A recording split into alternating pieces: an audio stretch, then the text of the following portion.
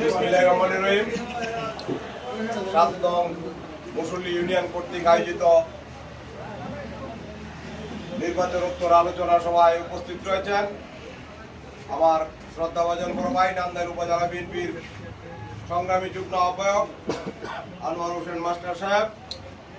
উপস্থিত রয়েছেন এই ইউনিয়নের সাবেক সভাপতি বর্তমান আহ্বায়ক জনাব ফুরকান উদ্দিন। উপস্থিত রয়েছেন সদস্য সচিব ওমর ফারুক মাস্টার এবং উপস্থিত রয়েছেন নান্দাইল উপজেলা বিএনপির সংগ্রামী সদস্যবৃন্দ। সামনে উপস্থিত রয়েছেন ইউনিয়ন বিএনপির নেতৃবৃন্দ এবং আমার প্রাণপ্রিয় এলাকাবাসী। সবাইকে জননেতা ইয়াসের খান চৌধুরীর পক্ষ থেকে, জাতীয়তাবাদী দল নান্দাইল উপজেলা শাখার পক্ষ থেকে জানাই শুভেচ্ছা। আপনারা নিশ্চয়ই এতক্ষণে জানতে পেরেছেন আপনাদেরই ভোটে নির্বাচিত আপনাদের এই সংসদ প্রতিমন্ত্রী হয়েছেন। উনি শপথ পাঠ করার জন্যই ঢাকা চলে যাওয়ায় আপনাদের কাছে আমাদের আশা।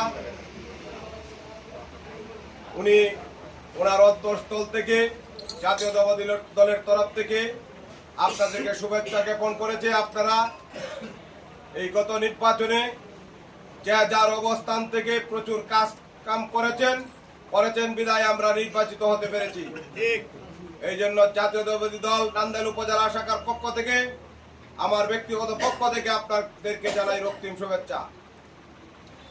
আপনারা একটি পর্বে ধানের শীষকে বিজয় করেছেন, এখন দেশ গড়ার স্বপ্ন দেখতে হবে। আপনারা জানেন আজকে আমরা ক্ষমতায় এসেছি মানে আমাদের বাড়ি স্থাপন হয়েছে।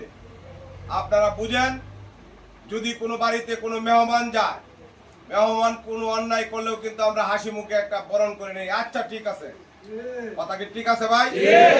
আপনাদেরকে বুঝতে হবে বিএনপি সরকার গঠন করেছে মানে আপনারা সরকার গঠন করেছেন। প্রত্যেকটি বিএনপি পরিবার সরকার গঠন করেছে। বিএনপি পরিবার, জাতীয়তাবাদী পরিবার, ধানের শীষের পরিবার একটি মডেল, এর কোনো বিকল্প নাই।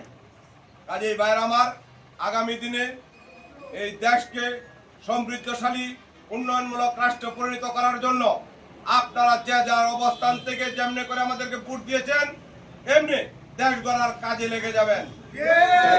এটা আমার আহ্বান না, এটা আমার নেতা ইয়াসের খান চৌধুরী আহ্বান, এটা আমার নেতা তারেক জিয়ার আহ্বান। আপনারা ইদানিং লক্ষ্য করতে পারছেন তারেক জিয়া কেমনে দেশ চালাতে চাচ্ছে, এটা আপনারা নিশ্চয়ই অবগত আছেন।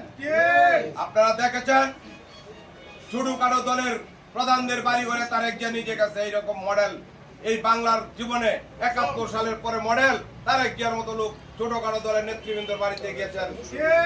আপনাদের কাছে এইটা ওনার মানবতা না, এইটা ওনার দলের মানবতা। দলের নেতা কর্মীরা যাতে মানবতা দেখাইতে পারে, দল সুসংগঠিত হলেই এই দেশের উন্নয়ন হবে, এটা তারেক জিয়া বুঝেছেন।